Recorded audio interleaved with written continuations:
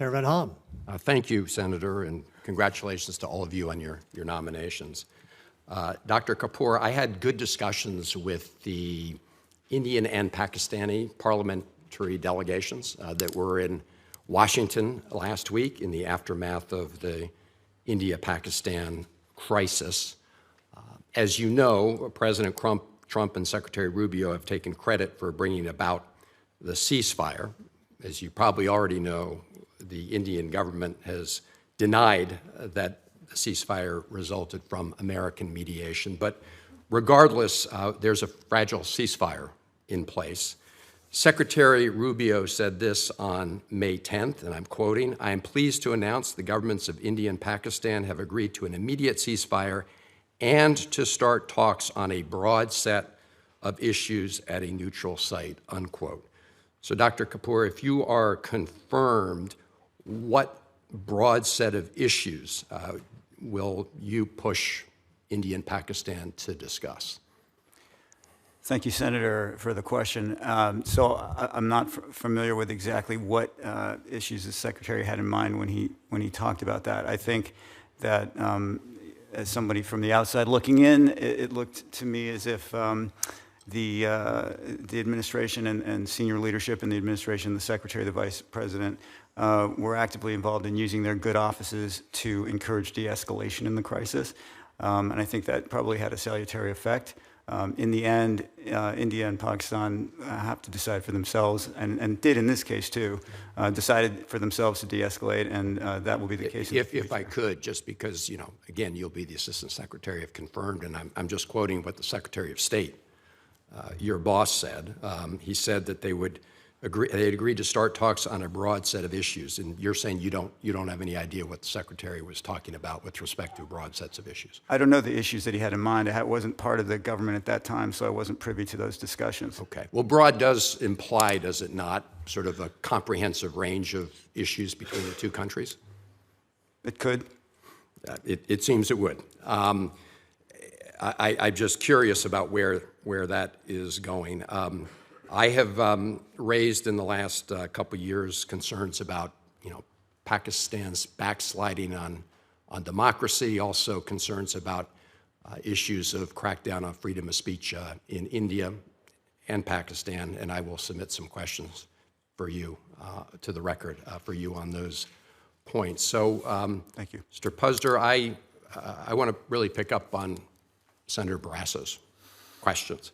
Because during the first administration, many of us worked with the administration to urge our European partners to de-risk their relationship with China, their economic relationship. We spent a lot of time urging them not to adopt Huawei technology and other issues, and that actually was continued, that policy, during the Biden administration. But during this Trump administration, since the president called for, quote, Liberation Day tariffs, we've seen our European partners obviously express great concerns.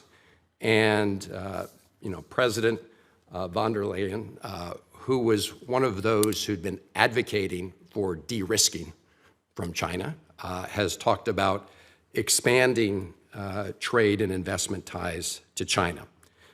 She said not that long ago to her European colleagues, quote, "I know many of you feel let down by our oldest ally.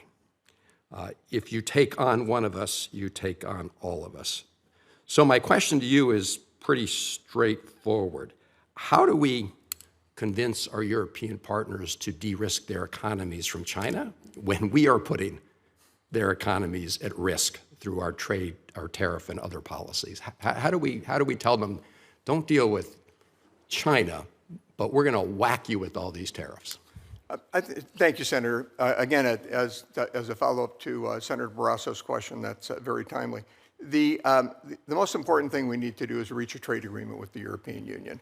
And I know we are aggressively pursuing reaching that agreement. While we're pursuing those negotiations, both sides are going to say things. We'll see what comes out in the final wash. But I know from comments, and really only from things I've read, because again, I'm a citizen, I'm not read in on any of this, But reading what Trade Representative Greer's had to say, and also reading what President von der Leyen has been saying, and again, Trade Rep Maroš Šefčovič, there's great interest in reaching an agreement with the United States. There's very concerns.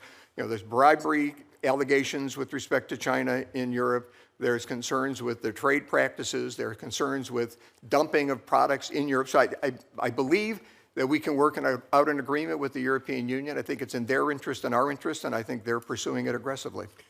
Well, thank you. And Senator, just in closing, I was quoting from the President of the EU, and she also said, quote, "Our message is clear. Europe is reliable, predictable, and open for fair business," unquote, meaning they will happily do business with anyone in the world, including very much China. And clearly when she said they're reliable and predictable to the rest of the world, the message was the United States is not reliable and predictable. So you got a lot of work to do if you're confirmed. And I think that unfortunately the Trump administration to date has made your job much harder. Thank you, Mr. Senator.